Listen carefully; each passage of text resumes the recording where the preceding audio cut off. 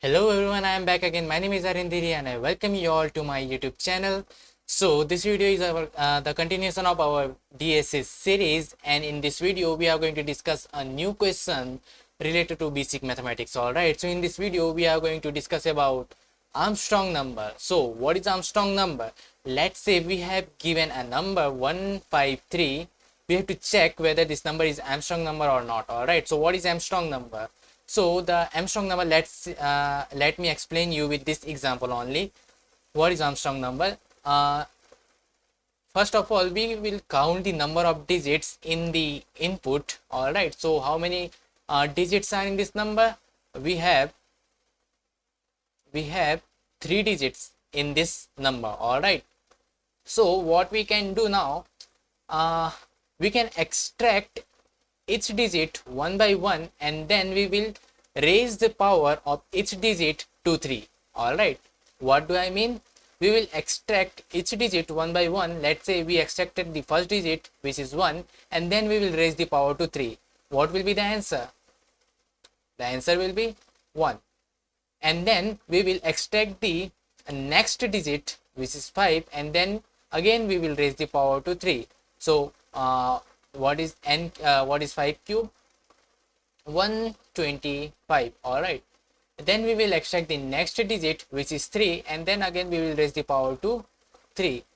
So the answer will be 3 9 20 27. All right, and then what we will do, we will sum all these values, and then you will see that the number is, after summation of this all numbers, we will get 153, which is equals to our input. You can see the input is 153, and after calculating all this, after doing all this operation, the output is 153. That means after doing all this operation, if our output is equals to our input, 153 is equals to 153, that means this number is an Armstrong number. All right, so I hope you have understand the question.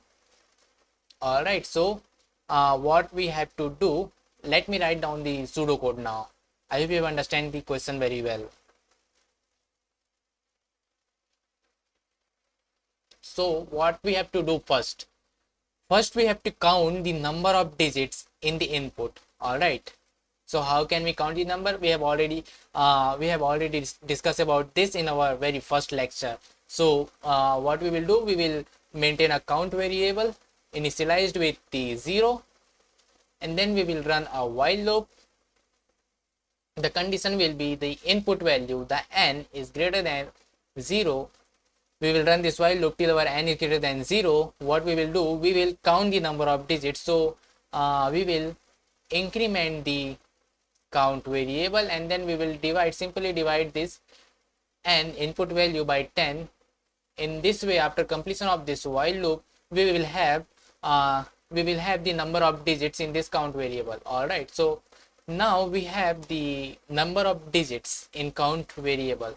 Now what we will do, we will maintain a new variable, new num.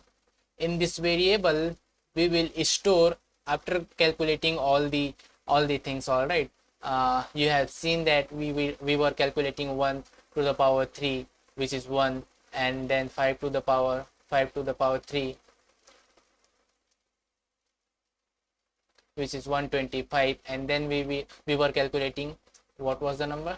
3 to the power 3, which was 27, and then we were adding all these numbers and we were getting 153. All right, so we will store, after calculating each step, in this variable. All right, so what we will do now, we will run a while loop.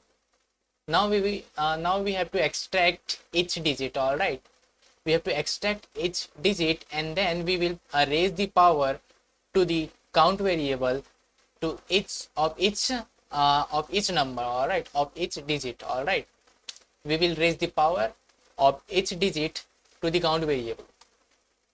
So we will run a while loop. N is greater than 0.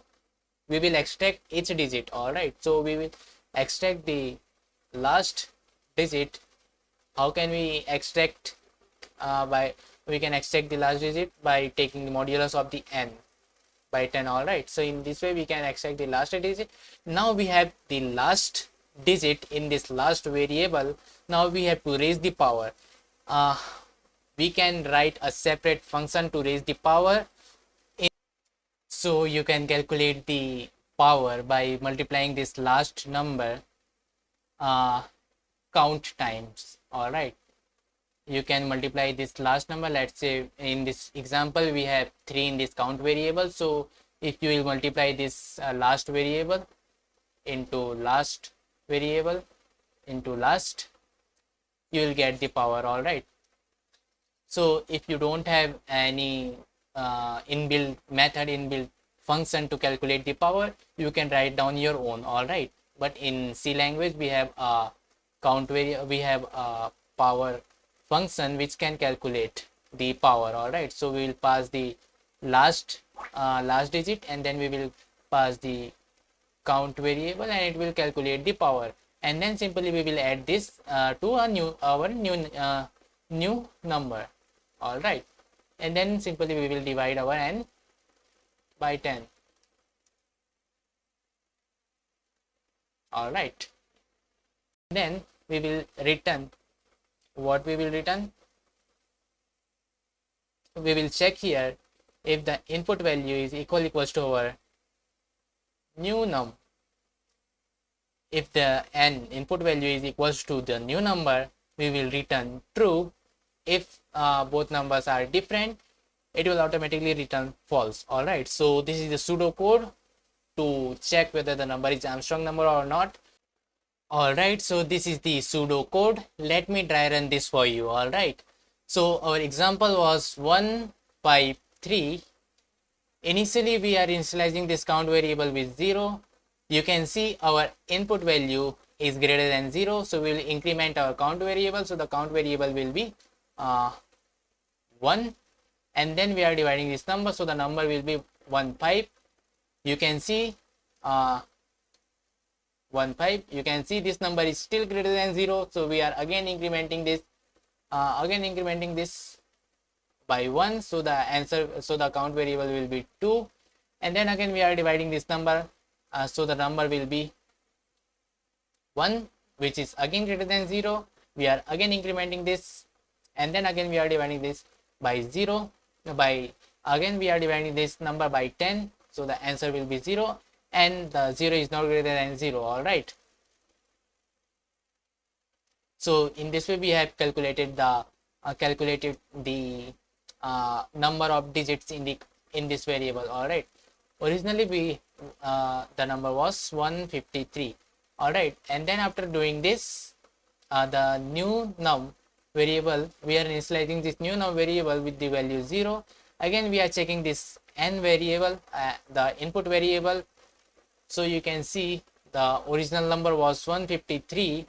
We are checking if the number is greater than 0. We are extracting the last digit by taking modulus of this number by 10. So we will get the last digit, which is 3. So the last digit will have 3. Let me write down the example 153. All right, so the last variable, the last digit is 3.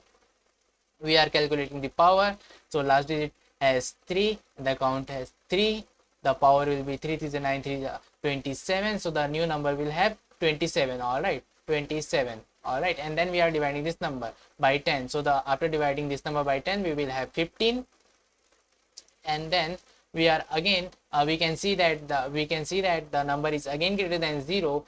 We are again extracting the last digit by taking modulus. The last digit is 5, so the last digit contains 5, and the count variable is 3, so the answer will be the answer of this will be 125, and we are adding this to our new variable. So 27 plus 125, which is 140, 147, 150, 152.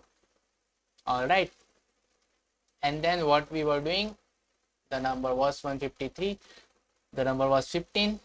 Again we are dividing this number by 10, so the number will be 1. All right, so the number is 1 and 1 is again greater than 0, so we are again taking modulus. Then again we are doing the same thing, 1 power 3, the answer will be 3, and we are adding this to this new number variable. The answer will be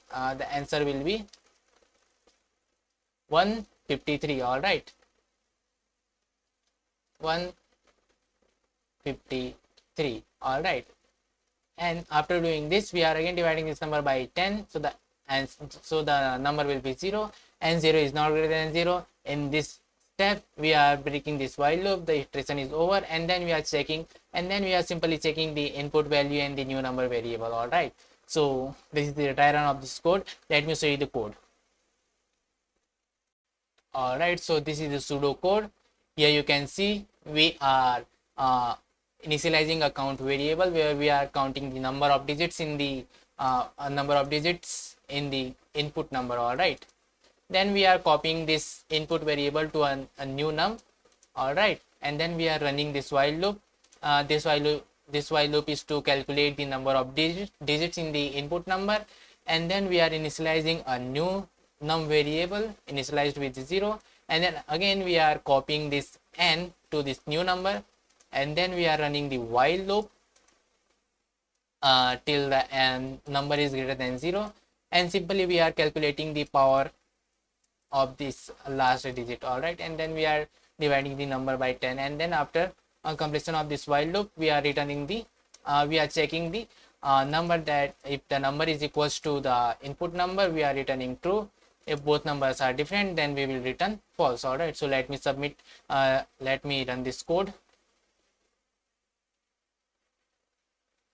You can see that our test case is successfully submitted. Let me submit the code. You can see our all test cases are successfully passed. All right, so I hope you have enjoyed this video. Thank you for watching this video, and in next video we will discuss some more problem related to basic mathematics. All right, so thank you for watching this video. We will meet in the next video. Till then, bye bye.